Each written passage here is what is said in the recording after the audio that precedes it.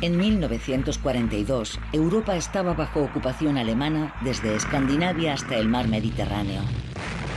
Los ejércitos alemanes se habían adentrado en la Unión Soviética. En Extremo Oriente, Japón controlaba territorios desde India y todo el sudeste asiático hasta las Islas Salomón en el Pacífico.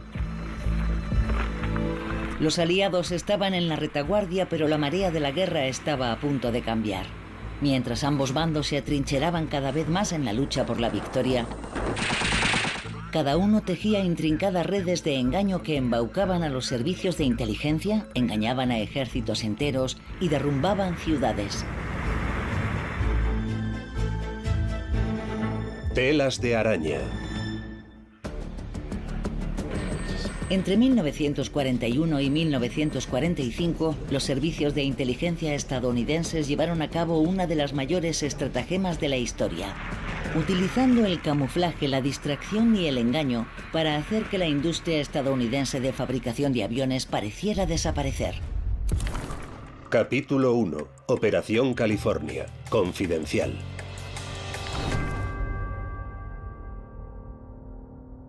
El 7 de diciembre de 1941, Japón lanzó un devastador bombardeo aéreo sobre la base naval estadounidense de Pearl Harbor, en Hawái. 2.400 soldados estadounidenses murieron y la flota de Estados Unidos en el Pacífico quedó en ruinas. Aquello provocó una reacción en cadena porque los japoneses también atacaron las islas Wake, Guam y Filipinas. Los estadounidenses estaban temerosos. Antes del 7 de diciembre de 1941, la mayoría de los estadounidenses seguían siendo aislacionistas, pero con ese ataque se produjo un repentino elemento de miedo, ansiedad y patriotismo. El famoso discurso de Franklin Delano Roosevelt capturó ese estado de ánimo. El presidente estadounidense Franklin Roosevelt declaró inmediatamente la guerra a Japón. 7 de diciembre de 1941. Una fecha que vivirá en la infamia. Con nada más que el Océano Pacífico separando a las dos naciones, parecía solo cuestión de tiempo que la costa oeste de Estados Unidos se convirtiera en el siguiente objetivo de Japón. La defensa de Estados Unidos, así como el esfuerzo bélico de los aliados en Europa, dependían de la Fuerza Aérea estadounidense. Los 5 mayores fabricantes de aviones del país estaban a solo unos minutos de vuelo de la costa del Pacífico. Llevaría meses trasladar estas fábricas vitales a lugares más seguros. En respuesta a la crisis, los militares idearon una solución brillante, aunque inusual. Todo lo valioso para el esfuerzo bélico estadounidense, desde los campos de aviación de San Diego a las fábricas de Seattle, tenía que desaparecer. Esta fue la Operación California. 2 años antes, los operativos estadounidenses habían pasado tiempo en Gran Bretaña durante el Blitz. Mientras las bombas alemanas bombardeaban pueblos y ciudades, los británicos habían construido sitios Starfish, ciudades señuelo vacías diseñadas para atraer a los bombarderos alemanes lejos de las zonas pobladas. Así que si había algo que la Luftwaffe podía ver y pensar que era un objetivo útil, se cubría con camuflaje. Y contrataron a miles de artistas para que ayudaran en la operación. Personas que tenían esas habilidades. Sabían pintar, fabricar cosas, cómo disfrazar cosas. El plan del ejército estadounidense era replicar lo que había sucedido en Gran Bretaña con los estudios de cine de Hollywood para hacer que las fábricas y los campos de aviación desaparecieran, disfrazándolos de barrios periféricos. A principios de 1942, la costa oeste de Estados Unidos cobró vida con fervor creativo, mientras equipos de pintores, escenógrafos, ingenieros y carpinteros trabajaban juntos. Las bases aéreas podían disimularse con pintura y redes de camuflaje, pero las enormes fábricas urbanas requerían el engaño a una escala mucho mayor. La planta 2 de Boeing, en Seattle, ocupaba 165.000 metros cuadrados. Para disimular la fábrica, el equipo de engaño utilizó 91.000 metros cuadrados de madera para crear un enorme barrio que llegó a conocerse localmente como el País de las Maravillas de Boeing. Los carpinteros construyeron andamios de madera que se extendían kilómetros a lo largo de los tejados de la fábrica, sus terminales y hangares, Miles de metros de lona y alambradas cubrían los andamios, pintados para que parecieran granjas, campos y carreteras. Los tejados inclinados de los hangares se convirtieron en laderas. Las chimeneas más altas de la fábrica desaparecieron dentro de cobertizos y bocas de incendios. Los diseñadores de atrezzo fabricaron arbustos, casas y coches ficticios para colocarlos sobre el lienzo. Todo, hasta el último detalle, se hizo para que pareciera real. Los árboles falsos tenían plumas de pollo pintadas de verde para que parecieran hojas, los tendederos colgaban de patios falsos y el humo salía de chimeneas ficticias. Las calles tenían incluso señales y nombres. La calle Synthetic discurría perpendicular a Burlap Boulevard. Muchos de los tejados de las casas tenían apenas unos metros de altura, ya que solo servían para engañar a los posibles bombarderos enemigos que volaban a gran altura. Desde el cielo, la planta 2 se asemejaba perfectamente a un barrio periférico de Seattle, pero bajo su camuflaje trabajaban 30.000 hombres y mujeres produciendo 2 bombarderos pesados B-17 Flying Fortress cada día. 34 bases aéreas y fábricas estadounidenses pronto desaparecieron. Tan eficaz fue este truco que los pilotos estadounidenses en vuelos de entrenamiento con frecuencia se perdían sin estos puntos de referencia familiares. Bajo este ingenioso camuflaje, la industria aeronáutica estadounidense se aceleró y se convirtió en lo que el presidente Roosevelt denominó un arsenal de la democracia. La fabricación en Estados Unidos fue increíblemente importante para la victoria final en la Segunda Guerra Mundial. Si nos remontamos a 1941, Estados Unidos tenía un total de 2.000 o 3.000 aviones. Al final de la guerra había aumentado a 300.000 aviones. El truco de magia dio a la industria de producción aeronáutica estadounidense lo que necesitaba por encima de todo: el don del tiempo. Hollywood y el ejército estadounidense desvanecieron los valiosos objetivos situados en Estados Unidos utilizando una combinación de camuflaje y astucia.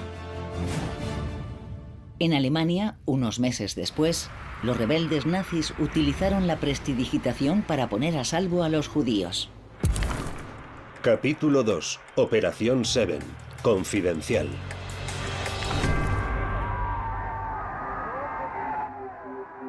En el verano de 1942, en un acto de suprema valentía y desafío, un grupo de conspiradores que trabajaban en el corazón de los servicios de inteligencia de Adolf Hitler se propusieron engañar al régimen nazi. Su intención: rescatar a 14 judíos de una deportación y muerte casi seguras. A mediados de 1942, las tropas de Hitler perseguían a hombres, mujeres y niños judíos por toda Europa. 1000 judíos eran asesinados en las cámaras de gas móviles de los nazis cada día. En Alemania, los judíos eran detenidos y enviados a campos de concentración como parte de la solución final, el plan nazi para la aniquilación de la raza judía. Ante esta masacre aparentemente imparable, se formó un pequeño grupo de resistencia dentro del propio servicio de inteligencia de la Alemania nazi. Desde el punto de vista de Hitler, el problema con el Abwehr, la inteligencia militar, era que estaba dirigido por un hombre que odiaba a Hitler, el almirante Canaris, que en realidad conspiraba contra Hitler. El almirante jefe de la Abwehr, Wilhelm Canaris, apoyó el plan del abogado Hans von Donangy para sacar clandestinamente del país a un grupo de refugiados judíos. Utilizando los contactos de Canaris, Donangy manipuló la burocracia nazi, eliminando los nombres de los refugiados de las listas oficiales de deportación y registrándolos en su lugar como espías de la Abwehr. Se trataba de un engaño en el mismo corazón de la inteligencia alemana. Con el nombre en clave de Operación Seven, el plan era altamente peligroso. Ayudar o albergar a alguien judío equivalía a traición en el Tercer Reich. Si Canaris era capturado, sería ejecutado.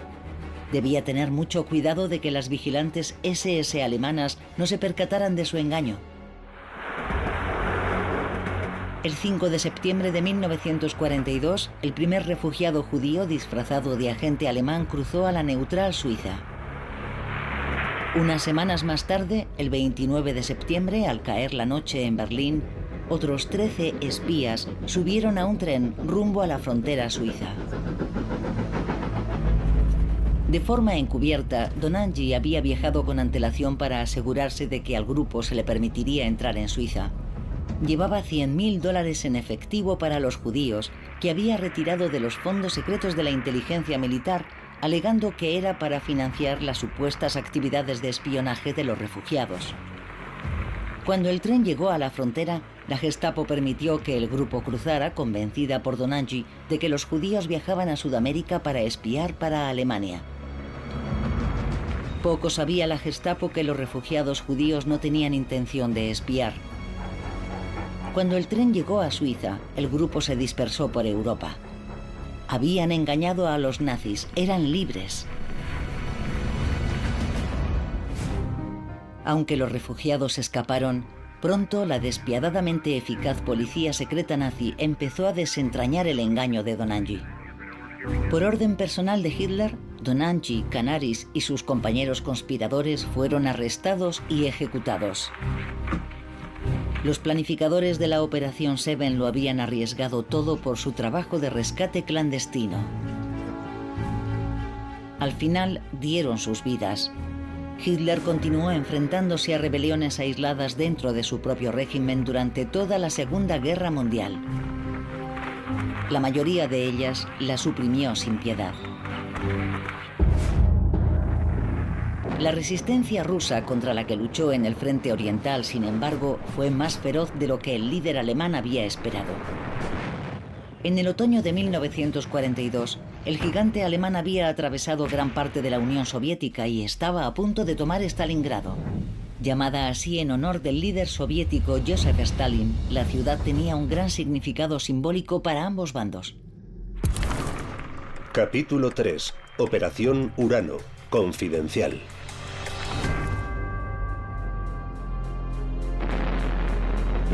Al llegar el invierno, el 90% de Stalingrado estaba bajo control del Eje. Su rendición parecía a pocos días de distancia. En 1942, sobre el papel, los alemanes nadaban en el éxito. Incluso después de comenzar la Operación Azul, la ofensiva alemana de verano, la relación de costes era algo así como 6-1 a favor de los alemanes. Sobre el papel, eso hacía que los alemanes parecieran muy fuertes, pero hay que recordar que esa relación de costes conllevaba 200.000 soldados alemanes muertos. Y eso era mucho cuando en realidad se estaban extendiendo verticalmente de norte a sur en el frente alemán. Había menos tropas para tapar esos huecos. El 19 de noviembre de 1942, a las 7:30 de la mañana, los disparos y proyectiles soviéticos cortaron el aire, marcando el comienzo del asalto inicial de la Operación Urano. Un plan secreto soviético para rodear a las fuerzas enemigas que ocupaban la ciudad. Las tropas del Eje fueron cogidas por sorpresa. 2 meses antes, al darse cuenta del peligro que corría Stalingrado, Joseph Stalin se había reunido con su jefe del Estado Mayor, Alexander Vasilevsky, y con Georgy Zhukov, uno de sus generales más veteranos. Stalin les pidió a ambos un plan para salvar la ciudad. Vasilevsky y Zhukov propusieron que las tropas del Ejército Rojo contuvieran a las fuerzas del Eje dentro de Stalingrado, en una batalla de desgaste. También era una opción atacar a las fuerzas rumanas al norte y al sur de la ciudad, que se habían desplegado simplemente porque los alemanes estaban retirando sus propios recursos para continuar el combate de desgaste dentro de la propia Stalingrado. Y eso dejaba a los rumanos aislados en largos tramos del frente, con pocos recursos en lo que respecta a armas pesadas y unidades móviles, que era precisamente lo que iban a necesitar para hacer frente a cualquier tipo de avance soviético. Para asegurar el éxito de la Operación Urano, los planificadores soviéticos utilizaron la Maskirovka. Maskirovka es un concepto soviético para la guerra que denota 2 propósitos clave. Uno es el engaño militar y el segundo es la estricta seguridad operacional. En el primer caso, los soviéticos estaban tratando de disfrazar sus propias operaciones y no revelarlas a la Abwehr alemana, la agencia de inteligencia alemana. En el segundo caso, también estaban tratando de maniobrar, sin ser detectados, grandes ejércitos a través de las vastas extensiones del frente oriental y posicionarlos en lugares que fueran ventajosos para sus sus propios planes.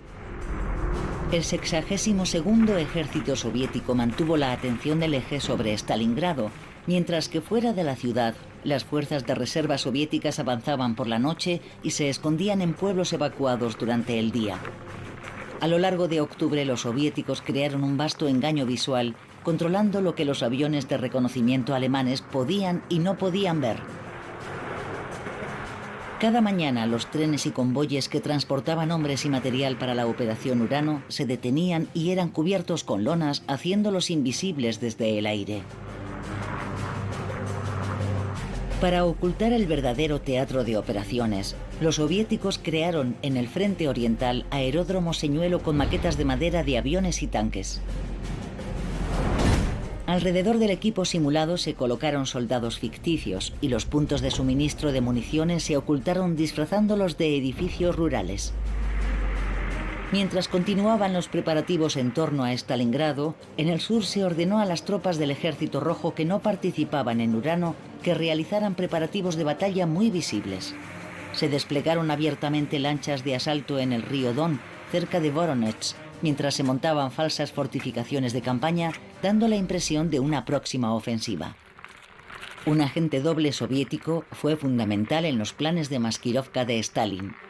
En 1941, el operativo del NKVD, Alexander Demianov, cruzó a Alemania en esquís y allí se ofreció como informante soviético. Encantador, inteligente y con un manejo fluido del alemán, la Abwehr confió plenamente en él. Tras 3 meses de entrenamiento, lo lanzaron en paracaídas desde un avión detrás de las líneas soviéticas con instrucciones de informar sobre las maniobras militares de Stalin. A su regreso a Rusia, Demianov recibió un cóctel de desinformación para transmitir a la Abwehr. Proporciona a los alemanes el contexto de una reunión que aparentemente tiene lugar el 4 de noviembre de 1942, donde dice que Stalin se ha reunido con sus 12 generales de mayor rango y que va a haber una ofensiva, pero que se va a lanzar en el sur, alrededor de Gorky. Va a haber otra en la parte central del frente oriental, en Voronezh y Reserve, y otra más pequeña más al norte, en el área del grupo de ejércitos centro del lago Ilmen. Llamativamente, no hay noticias de una ofensiva alrededor de Stalingrado. Esa es la desinformación. Actuando en consecuencia, los alemanes concentraron recursos y atención en Reserve, donde los soviéticos lanzaron varios pequeños ataques contra el grupo de ejércitos centro. El 19 de noviembre comenzó el avance del Ejército Rojo sobre Stalingrado. A 50 kilómetros de distancia, el suelo temblaba bajo la fuerza del ataque que el eje nunca había esperado. Cuando el general Paulus, jefe del 6º Ejército alemán dentro de Stalingrado, empezó a reaccionar, ya era demasiado tarde. 2 ejércitos soviéticos avanzaron simultáneamente desde el norte y el sur de Stalingrado, arrollando rápidamente a las fuerzas del eje. Solo 3 días después de la operación habían rodeado a 290.000 soldados del eje. Hitler ordenó a sus hombres plantar cara y luchar. Hitler se había hecho cargo del ejército como comandante en jefe en diciembre de 1941 y tomó un enfoque cada vez más microgerencial para dirigirlo. Estaba particularmente obsesionado con las órdenes de Stand Fast, la idea de no ceder ni un milímetro de terreno. La red soviética se tensó alrededor de la ciudad, impidiendo que los aviones alemanes aterrizaran para entregar suministros. A medida que el invierno se recrudecía, el varado 6º Ejército alemán se desintegró. Congelados, hambrientos, sin combustible, fueron martilleados sin descanso por los soviéticos.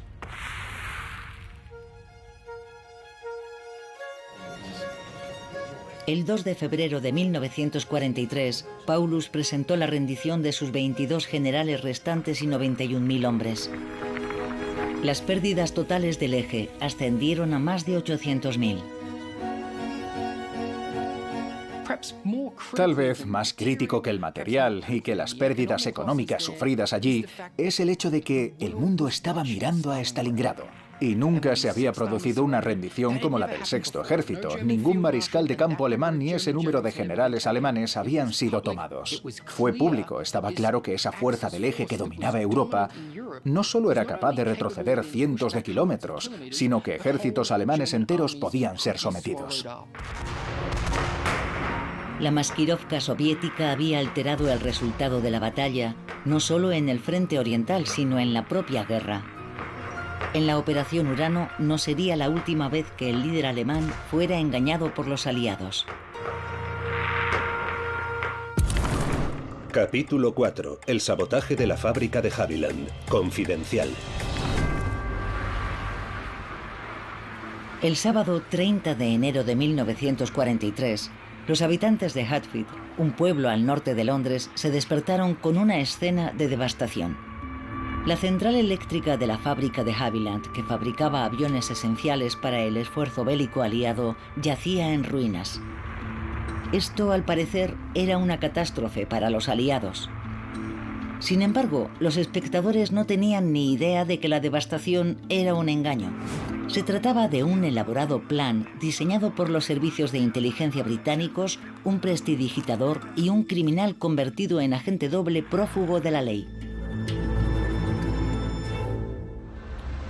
6 semanas antes, el 16 de diciembre de 1942, un agente alemán con el nombre en clave de Pequeño Fritz había saltado en paracaídas en la campiña de Cambridgeshire. Su verdadero nombre era Eddie Chapman. Era un ladrón de cajas fuertes que había acabado con sus huesos en una cárcel de Jersey en la época en la que los nazis ocuparon la isla. Ofreció sus servicios a los alemanes diciéndoles: soy un delincuente buscado en Reino Unido, podéis confiar en mí. Si voy allí y me entrego a las autoridades, me espera una condena de 14 años. Así que los alemanes pensaron que era un tipo interesante para ellos. Asimiló bien el tipo de entrenamiento secreto que empezaron a darle y pensaron que tenían entre manos a un buen agente. En la Francia ocupada, Chapman recibió un riguroso entrenamiento en los trucos y técnicas del espionaje. Le enseñaron a saltar en paracaídas, a enviar mensajes codificados por radio y a fabricar una bomba con azúcar y gasolina. Los nazis moldearon al pequeño Fritz para convertirlo en espía y saboteador. Tras meses de entrenamiento, los responsables de Chapman en la Abwehr le encomendaron su primera misión en el extranjero: destruir la central eléctrica de la fábrica de Havilland en Hatfield. La planta de Havilland era un objetivo clave para los alemanes, ya que el modelo Mosquito que se fabricaba allí se había convertido en una verdadera pesadilla. Su capacidad para transportar 1.800 kilos de explosivos hasta Berlín lo señaló como un objetivo estratégico que debían eliminar a toda costa. En una fría mañana de diciembre, el pequeño Fritz aterrizó en Gran Bretaña armado con una pistola y una cápsula de cianuro por si lo capturaban. Ni los alemanes ni Eddie Chapman sabían que los británicos habían estado espiando su entrenamiento desde Bletchley Park. Siguieron todo el proceso de formación, hasta el punto de saber dónde iba a aterrizar Eddie Chapman y los pormenores de su misión. Pese a estar al corriente de su llegada y de sus instrucciones, el siguiente movimiento de Chapman pilló al MI5 por sorpresa. Al llegar a Reino Unido, Chapman se entregó al MI5, que decidió ayudarle para aprovechar la oportunidad de convertirlo en un agente doble potencialmente útil. El MI5 le ofreció al pequeño Fritz 2 opciones: transmitir información falsa a los alemanes o volver a la cárcel. Chapman eligió la primera opción. Los británicos le dieron un nuevo nombre en clave, y así Eddie Chapman se convirtió en el agente zigzag. El MI5 sabía que la Abwehr solo confiaría en Chapman si lograba llevar a cabo con éxito su misión de sabotaje, de modo que el servicio de seguridad se dispuso a fingir la destrucción de la fábrica de Havilland. Para llevar a cabo este gran engaño, los británicos recurrieron a un mago, Jasper Maskelyne. Reclutado al estallar la guerra, Maskelyne era un ilusionista profesional y un maestro del engaño. Se ha exagerado mucho sobre la contribución de Maskelyne en las operaciones de camuflaje durante la Segunda Guerra Mundial. Y es comprensible, tiene mucho encanto. Su condición de mago confiere al engaño un aura muy glamurosa. No obstante, el hecho de recurrir a la magia demuestra lo creativos que estaban dispuestos a ser en las operaciones de engaño, y el talento de un mago podía resultarles bastante útil. El MI5 dio instrucciones a Maskelyne para que simulara que la fábrica de Havilland había volado por los aires. La noche del 29 de enero de 1943, El equipo de Maskelyne creó un velo de camuflaje alrededor de la fábrica para que los aviones de reconocimiento alemanes creyeran que una bomba había detonado dentro de la planta eléctrica de la fábrica. Los técnicos construyeron réplicas de los transformadores con madera y cartón piedra pintados de color gris metálico. 2 de ellos se volcaron como si la fuerza de la explosión los hubiera hecho caer de costado. Los transformadores reales estaban cubiertos con redes y planchas de hierro pintadas para simular un inmenso boquete en el suelo. Las paredes cubiertas de hollín, como si hubieran quedado ennegrecidas por una explosión. Además, se esparcieron escombros y restos por todo el recinto. Chapman se puso en contacto con sus controladores. Ya está, todo ha salido bien. He saboteado la fábrica de Havilland. Las autoridades británicas también maquinaron que los medios publicaran que la fábrica había sufrido un atentado. La primera edición del periódico volaba cada mañana a bordo de un avión en dirección a la neutral Lisboa, donde los alemanes leían siempre la prensa británica. Suponiendo que investigaran a Chapman, lo primero que vieron fueron los daños causados, y acto seguido leyeron en la prensa que la fábrica de Havilland había sido dañada. Todo concordaba a la perfección con la historia de Chapman. Los agentes alemanes quedaron tan satisfechos que le concedieron a Eddie Chapman la Cruz de Hierro. Pensaron que había hecho un trabajo brillante destruyendo la fábrica de Havilland, cuando en realidad la fábrica no había sufrido el menor daño. Esa misma mañana, después del falso sabotaje de Chapman, un trío de mosquitos sobrevoló Berlín en el primer bombardeo diurno de la RAF sobre la capital alemana, interrumpiendo las celebraciones nacionales de los 10 años de Hitler en el poder.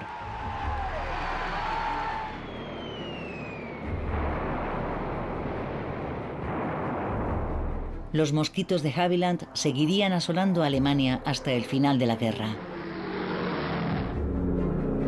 Los mandos alemanes de Chapman nunca sospecharon de su duplicidad y Chapman continuó con su papel de agente doble. En 1944, la Abwehr encomendó al pequeño Fritz una nueva misión: informar sobre la eficacia de las bombas volantes V1 y V2, 2 de las armas más avanzadas de Alemania. Chapman convenció a los alemanes de que los mortíferos misiles sobrevolaban Londres y no alcanzaban sus objetivos. Como resultado, los alemanes cargaron los cohetes con menos combustible, provocando que muchos cayeran con seguridad en la zona rural de Kent, en lugar de en el centro de Londres. Gracias a su estratagema, el agente zigzag, estafador, embustero y criminal, salvó miles de vidas. El falso sabotaje del MI5 a la fábrica de Havilland fue un éxito asombroso, pero solo unos meses después se embarcarían en una campaña de subterfugios aún más espectacular. Capítulo 5. Operación Mincemeat. Confidencial. En 1943, cuando los aliados planeaban invadir Sicilia, los servicios de inteligencia británicos urdieron un plan de engaño que implicaba un cadáver, un submarino y un maletín que ayudaría a derribar la Fortaleza Europa de Hitler. En la primavera de 1943, la maquinaria de guerra nazi empezaba a fallar. Los británicos habían vencido en el Alamein y la invasión aliada de Marruecos y Túnez había debilitado mortalmente el control alemán sobre el norte de África. El primer ministro británico, Winston Churchill, y el presidente estadounidense, Franklin Roosevelt, acordaron que el siguiente objetivo debía ser Sicilia. Desde allí, podrían barrer lo que Churchill llamó el vientre blando de Europa, Italia. Pero a los planificadores aliados les preocupaba que los alemanes aguardaran una invasión en Sicilia. La isla de Sicilia, situada a unos 150 kilómetros de la costa de Túnez, parecía el lugar de desembarco más obvio que usarían los británicos. Con independencia de cuál fuera su objetivo a largo plazo, Francia, Italia o los Balcanes, Sicilia era el punto de partida más lógico para la invasión aliada. Los aliados debían distraer a las fuerzas del eje y evitar a toda costa que Hitler reforzara Sicilia. La invasión estaba prevista para julio de 1943. Solo disponían de 6 meses. Se puso en marcha un plan global de engaño para la invasión con el nombre en clave de Operación Barclay. La operación de engaño se diseñó para tratar de desviar la atención de los alemanes de Sicilia y convencerlos de que el plan de los aliados era atacar otros objetivos. En concreto, debían escenificar amenazas sobre el sur de Francia, la isla de Cerdeña y los Balcanes. Y fingir que solo necesitaban neutralizar Sicilia mediante bombardeos aéreos. Los aliados realizaron movimientos de tropas y comunicaciones de radio ficticios para sugerir una invasión a través de los Balcanes. Mientras tanto, se puso en marcha un intrincado plan para apoyar todo el entramado de engaño de la Operación Barclay, la Operación Mincemeat. Los agentes del MI5, Ewan Montague y Charles Cholmondeley, resucitaron una idea que el oficial naval Ian Fleming, futuro autor de las novelas de James Bond, había contribuido a diseñar en los primeros días de la guerra. El plan consistía en colocar un cadáver disfrazado de militar británico, supuestamente ahogado en aguas neutrales, cargado de documentos falsos. El problema era de dónde sacar el cadáver. Los británicos reclutaron a un forense para que les ayudara a encontrar un cuerpo que pasara por el de un ahogado. En uno de los depósitos de cadáveres de Londres encontraron el cuerpo de un vagabundo que había muerto de neumonía tras ingerir raticida. Al tener los pulmones llenos de agua, parecía realmente que el hombre había muerto ahogado. Con eso tenían cubierto el aspecto médico. Lo siguiente era darle al sujeto una historia de fondo. En manos del MI5, el cadáver se convirtió en William Martin, capitán del Cuerpo de Marines Reales, un rango considerado lo suficientemente alto como para aportar documentos secretos, pero no tanto como para que los alemanes esperaran conocerlo. Para darle mayor autenticidad, Cholmondeley y Montague colocaron al capitán Martin un maletín lleno de documentos de identidad, llaves, cigarrillos, la fotografía de una mujer que se hacía pasar por su novia y, lo más importante de todo, un escrito marcado como alto secreto. Dicha carta, firmada por el teniente general Sir Archibald Nye, subjefe del Estado Mayor Imperial, detallaba una próxima invasión en Grecia e insinuaba otra en Cerdeña. Escrita por el MI5, la carta era el eje de la operación de engaño. A mediados de abril, la invasión de Sicilia se acercaba. Era el momento de poner en marcha la Operación Mincemeat. El 19 de abril, el capitán Martin, ataviado con su uniforme naval, fue introducido en un contenedor de hielo seco y embarcado en el submarino HMS Seraph, atracado en Escocia.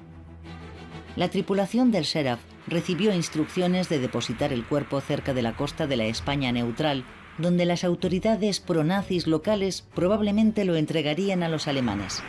El viaje duró 10 días. El 30 de abril, a las 4:15 de la madrugada, el Seraph se acercó a la costa española, arrojó al mar al capitán Martin con su maletín y envió un mensaje a Londres: Operación Mincemeat completada. A las pocas horas, un pescador local descubrió el cadáver y en pocos días la información estaba en manos alemanas. El 9 de mayo llegó al escritorio de Hitler. Después de que el cuerpo llegara a la costa y las autoridades españolas comunicaran a las británicas que habían recuperado el cuerpo, estos hicieron todo lo que se supone que habrían hecho en caso de producirse un accidente real. Investigaron, celebraron un funeral y anunciaron públicamente la muerte del capitán Martin. Todo lo que tenía que pasar, pasó. Y además, como resultado, los alemanes nunca pudieron probar que la información era falsa. El Führer, alarmado, ordenó que la aviación, la artillería y los barcos alemanes se dirigieran de Sicilia al Egeo para defender a Grecia de la invasión imaginaria. Los descifradores de códigos británicos interceptaron las órdenes, las desencriptaron y las transmitieron al MI5, donde fueron recibidas con sumo deleite. Hitler había caído en la trampa. Se envió un telegrama a Churchill. Se han tragado Mincemeat con anzuelo y todo. Antes del amanecer del 10 de julio, los aliados desembarcaban en Sicilia. Gracias al éxito de la Operación Mincemeat, la isla estaba mal defendida. Los alemanes mantuvieron sus fuerzas alrededor de Grecia y Cerdeña en lugar de desplazarlas hacia Sicilia e Italia. Incluso cuando 100.000 soldados aliados desembarcaron el primer día del ataque, los estrategas militares alemanes seguían convencidos de que se trataba de un farol aliado. Todavía había algunos altos mandos alemanes que decían: se trata probablemente de una artimaña, invadirán Europa a través de Grecia o atacarán Cerdeña. Los alemanes estaban equivocados. Después de 38 días de combates, Sicilia cayó en manos de los aliados. Fue un punto de inflexión en la guerra. El impacto de la invasión se sintió a 2.500 kilómetros de distancia en el frente oriental. En medio de una batalla crucial en Kursk, Hitler canceló su ofensiva contra los soviéticos para trasladar sus tropas a luchar en Italia. La invasión aliada de Sicilia fue un gran triunfo basado en la fuerza abrumadora de los aliados, pero también en la estrategia del engaño de la Operación Messerschmitt, que ayudó a dar a la invasión su ingrediente clave: el elemento sorpresa. Los aliados tomaron por asalto la isla y pusieron sus ojos en la Italia continental. El 19 de julio, los bombarderos aliados apuntaron a Roma. Las fortalezas volantes B-17 de Boeing redujeron partes de la capital italiana a escombros. Italia se encontraba al borde de la derrota y su papel dentro del eje estaba muy debilitado. En el verano de 1943, Italia era en gran medida el socio menor del eje, si es que se podía hablar de socio a esas alturas de la guerra. 3 años de guerra ruinosa habían llevado al país a ese nivel. Aunque a finales de la década de los 30 Hitler y Mussolini habían sido en gran medida iguales en la escala internacional, en 1943 ese ya no era el caso. Mussolini se había convertido en una figura enferma y empequeñecida, un reflejo de su país en esa etapa. El 25 de julio, Mussolini fue convocado por el rey italiano Víctor Manuel III, que ordenó su encarcelamiento inmediato. Tras 2 décadas en el poder, Mussolini había sido derrocado. Capítulo 6. Operación Roble. Confidencial. Tras la detención de Mussolini, Hitler envió a un equipo de soldados alemanes para localizar y liberar a su aliado europeo más cercano. Todavía sentía un cierto grado de afecto hacia Mussolini por los viejos tiempos. Además, la idea de que un colega dictador fascista cayera en manos de los aliados era una afrenta a su sensibilidad ideológica. Pero la razón más apremiante y práctica por la que Hitler quería rescatar a Mussolini era que pretendía instalarlo como cabeza visible de un régimen fascista italiano títere al servicio de Alemania. Por orden del nuevo primer ministro Pietro Badoglio, Mussolini fue trasladado de cárcel en cárcel por toda Italia, siempre en el más absoluto secreto. Badoglio planeaba entablar negociaciones de rendición con los aliados, pero lo que más temía era que los alemanes liberaran a Mussolini de la cárcel, lo restituyeran como primer ministro y movilizaran apoyo fascista para mantener a Italia en la guerra. Mussolini se convirtió en el prisionero más vigilado de Italia. Los italianos trasladaron a Mussolini a varios lugares para despistar a los alemanes. Primero fue retenido en la remota isla de Ponza, en el mar Tirreno. Los italianos incluso difundieron información falsa para engañar a los alemanes, fingiendo que Mussolini estaba en una isla llamada Ventotene, también en el mar Tirreno. Fue un elaborado juego del escondite durante el cual los italianos trasladaban a Mussolini por todo el país y alimentaban al mismo tiempo a los alemanes con información falsa. Hitler contrató a astrólogos, videntes y adivinos para que le ayudaran a localizar a Mussolini, así que hubo algunos movimientos bastante peculiares en lo que respecta al esfuerzo alemán por encontrar a Mussolini. Pero las pesquisas más eficaces para localizar a Mussolini las llevó a cabo el servicio de inteligencia de las SS. Hitler ordenó al comandante Harald Mors, jefe de un batallón aerotransportado de élite con base en Roma, y al general Kurt Student, un héroe en Alemania por su captura de Creta en 1941, que organizaran un grupo de trabajo para localizar al dictador italiano. Ayudando a Mors y a Student estaba el capitán austriaco de las SS, Otto Skorzeny. Con casi 2 metros de altura y una cicatriz en la mejilla izquierda, sufrida durante un duelo, Skorzeny era una figura imponente. Cuando estalló la guerra, su estrella ascendió rápidamente, no necesariamente por sus habilidades innatas para la organización militar, aunque no le faltaban talentos en esas áreas, sino sobre todo por su aplomo y por su habilidad para hacer amigos en las altas esferas. El 26 de julio comenzó la búsqueda de Mussolini con el nombre en clave de Operación Roble. Scorzeni y Student volaron a Roma. Llevaban consigo 5.000 libras en moneda británica falsificada para sonsacar a posibles informantes detalles sobre la localización de Mussolini. Durante años, el régimen nazi había apostado espías en la ciudad que se habían infiltrado en la sociedad romana. La noche del 27 de julio, Scorzeni se reunió con uno de estos agentes, un agregado de la policía alemana encargado de espiar a la policía italiana. Durante una cena a la luz de las velas, Scorzeni solicitó recabar cualquier información relacionada con el paradero del duce. Pronto llegaron a oídos de los alemanes susurros y rumores procedentes de todos los rincones de Roma. Según algunas fuentes, Mussolini había sido trasladado a Suiza, según otras había muerto. Los alemanes no tuvieron más remedio que seguir todas y cada una de las pistas, algunas de las cuales, al parecer, habían sido difundidas por agentes italianos desesperados por engañar a los investigadores nazis. Mientras tanto, los planificadores de la Operación Roble vigilaban las transmisiones de radio militares italianas en busca de mensajes inusuales.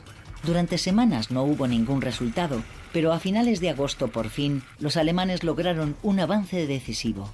El avance de mayor relevancia fue obra de Herbert Kappler, un agregado de las SS y de la policía en la embajada alemana en Roma, que fue capaz de interceptar una llamada al jefe de policía en el Ministerio del Interior italiano, confirmando que los preparativos de seguridad en el Hotel Gran Sasso se habían completado.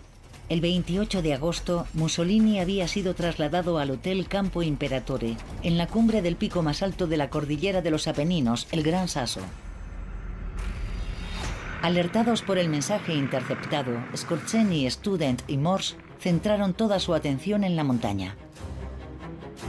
El 8 de septiembre, Scorzeni sobrevoló el Gran Sasso y su labor de reconocimiento aéreo le convenció de que Mussolini estaba retenido en el hotel. Un oficial médico alemán que hablaba italiano con fluidez fue enviado al hotel para espiar y tomar notas. Iba con una tapadera falsa, supuestamente para evaluar si el hotel podía ser utilizado como clínica para la malaria. Los lugareños les comentaron que había varios centenares de hombres armados vigilando la cima de la montaña. Los alemanes habían localizado a su presa. Como resultado de ese vuelo de reconocimiento aéreo, los alemanes decidieron que el mejor medio de sacar a Mussolini del Hotel del Gran Sasso era a través de una operación con planeadores utilizando tropas aerotransportadas. Ese mismo día, el gobierno de Badoglio anunció un armisticio con los aliados que incluía un acuerdo por el cual Mussolini sería entregado a británicos y estadounidenses. El tiempo para la liberación de Mussolini se agotaba. La tarde del 12 de septiembre, 10 planeadores alemanes, cada uno con 9 comandos de las SS, aterrizaron junto al Hotel Campo Imperatore. Simultáneamente, en el valle situado a los pies de la montaña, 50 carros blindados alemanes, 10 tanques y 40 camiones llenos de soldados tomaron el funicular y cortaron las líneas telefónicas, aislando el hotel del mundo exterior. En la cima de la montaña, el comandante Morse, Scorzeni y sus tropas asaltaron el hotel, que estaba custodiado por 200 carabinieri, la policía italiana fuertemente armados. Los comandos habían traído consigo a un general italiano, Fernando Soletti. Cuando los italianos levantaron sus armas para defenderse, el general Soletti les ordenó que se rindieran. Los carabinieri no se atrevieron a desobedecer y bajaron sus armas. Sin oposición, Scorzeni escoltó a Mussolini fuera del hotel, donde le aguardaba un pequeño avión que dio una vuelta a la montaña antes de partir hacia Viena, mientras los alemanes lo aclamaban. Toda la operación fue filmada por camarógrafos de una empresa de propaganda y Joseph Goebbels, el jefe de propaganda nazi, difundió las imágenes del rescate en el semanario Deutsche Wochenschau Newsreel que se emitía en toda Alemania. Todo ello en un momento en el que el público alemán necesitaba buenas noticias tras sus derrotas en serie en el frente y los bombardeos cada vez más terribles de ciudades alemanas por parte de británicos y estadounidenses. Por su participación en la operación, Scorzeni fue condecorado con la Cruz de Hierro, el reloj de pulsera personal de Mussolini y la reputación de ser el hombre más peligroso de Europa. Tras la Operación Roble, Alemania se hizo con el control del norte de Italia e instauró a Mussolini como jefe del Estado títere recién creado, la República Social Italiana.